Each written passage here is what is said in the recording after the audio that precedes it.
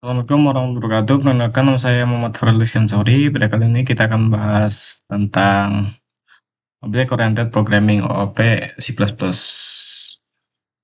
itu C++? C++ adalah bahasa pemrograman yang berorientasi dengan objek. Nah, segala sesuatu dalam C++ dikaitkan dengan kelas dan objek, beserta attributes dan methods. Misalnya, dalam kehidupan nyata, mobil adalah sebuah objek. Mobil memiliki atribut, misalkan berat, warna, serta mungkin mesin atau alat pada mobil, di bumper dan lain-lain, serta metode seperti berkendara dan rem, atau metode yang dipakai untuk berkendara. Atribut dan metode pada dasarnya adalah variabel dan function yang merupakan bagian dari kelas. Keduanya sering disebut sebagai class members. Kemudian ada OP, itu analogi sederhananya adalah pemrograman berorientasi objek atau OOP adalah cara menulis program dengan membagi masalah menjadi objek-objek. Objek ini punya data, disebut atribut, dan perilaku disebut fungsi atau metode. Analogi membuat cetakan kue dan kuenya. Kelas atau class, cetakan kue. Objek atau objek, kue yang dihasilkan dari cetakan itu. Ya, kalau kelas itu cetakan kue atau alatnya atau atributnya.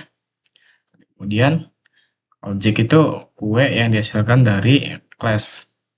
Intinya itu semua kue dari satu cetakan atau class punya bentuk yang sama, tetapi isi atau toppingnya atau bisa disebut atribut itu bisa berbeda-beda. Kemudian ada Object Oriented Programming atau OOP. Apa sih OOP? OOP adalah cara menulis program dengan membagi kode menjadi objek. Objek ini punya data atau variabel dan perilaku fungsi. Tujuan OOP adalah membuat kode lebih rapi, mudah dikelola, dan dapat digunakan kembali atau reusability. Contoh dalam dunia nyata, ada kelas bernama mobil seperti blueprint atau pola. Dari kelas itu, kita bisa membuat banyak objek seperti mobil asap, mobil budi, mobil ilham, dan banyak lagi. Kemudian, bagaimana cara membuat class? Untuk membuat class, gunakan kata kunci class.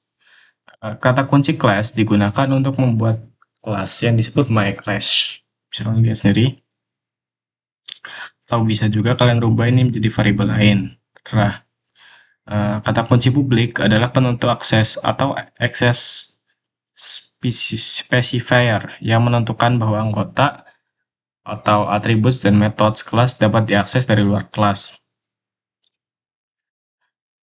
Bisa kalian lihat sendiri sini atribut yaitu ini my number, integer variable, dan my string. Kemudian di dalam kelas terdapat variabel integer, my name, dan variabel string, my string. Ketika variabel dideklarasikan di dalam kelas, variabel tersebut disebut atribut. Kiri definisi kelas dengan titik dan koma.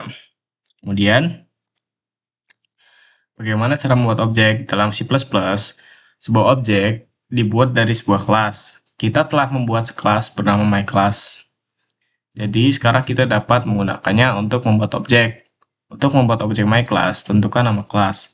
Diikuti dengan nama objek. Untuk mengakses atribut kelas mynum dan myString, gunakan sintaks titik pada objek. Kemudian ada kelas methods. Methods atau metode adalah fungsi atau function yang dimiliki oleh kelas. Ada dua cara untuk mendefinisikan fungsi yang termasuk dalam suatu kelas. Pertama adalah definisi kelas dalam atau inside class definition, dan kedua itu definisi kelas luar atau outside class definition. Define a method inside the class. Dalam contoh berikut, kita mendefinisikan suatu fungsi di dalam kelas, dan kita menamainya myMethod. Catatan, kita mengakses metode seperti kita mengakses atribut dengan membuat objek kelas dan menggunakan sintaks titik.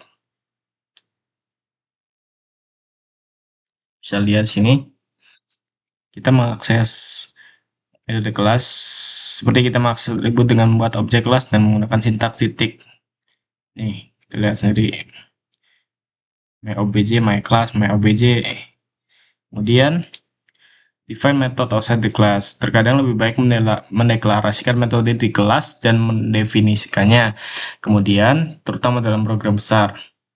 Hal ini dilakukan dengan menentukan nama kelas diikuti ini operator, resolusi cakupan diikuti dengan nama fungsi. Misalkan lihat sendiri sini, void my class my method. Kemudian ada parameter. Kita juga bisa meneruskan nilai ke metode seperti fungsi biasa. Seperti pada tipe ini nih.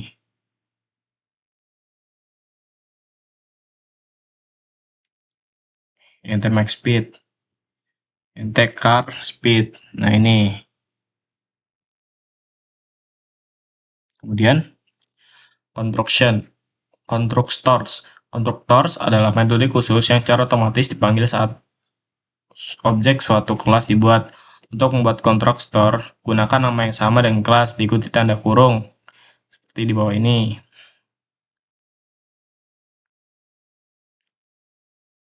Ada int main. Ini my class thing. My class itu konstruktornya. Oke, kemudian aturan constructors. Constructors memiliki nama yang sama dengan kelas atau class. Tidak memiliki tipe pengembalian, bahkan void, biasanya diumumkan ke publik. Secara otomatis dipanggil saat suatu objek dibuat. Kemudian ada inheritance atau pewarisan.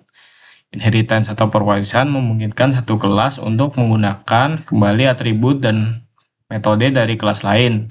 Ini membantu dalam menulis kode yang lebih bersih dan efisien dengan menghindari duplikasi. Jenis konsep inheritance atau pewarisan.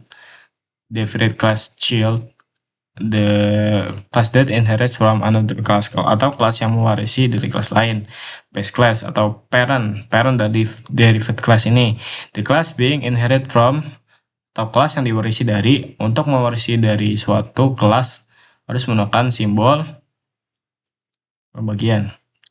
Kemudian dari contoh baris kode di samping, char class atau anak mewarisi atribut dan metode dari vehicle class. Lihat ini adalah induknya yaitu class vehicle. Kemudian di bawahnya adalah class car, yaitu mewarisi dari home atau klakson dan juga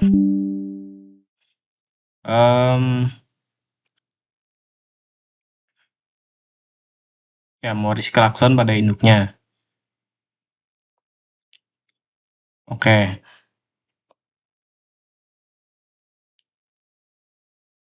Sekian dari saya Muhammad Faris Kansori dari Terawang Ketum 5 dengan NIM 071.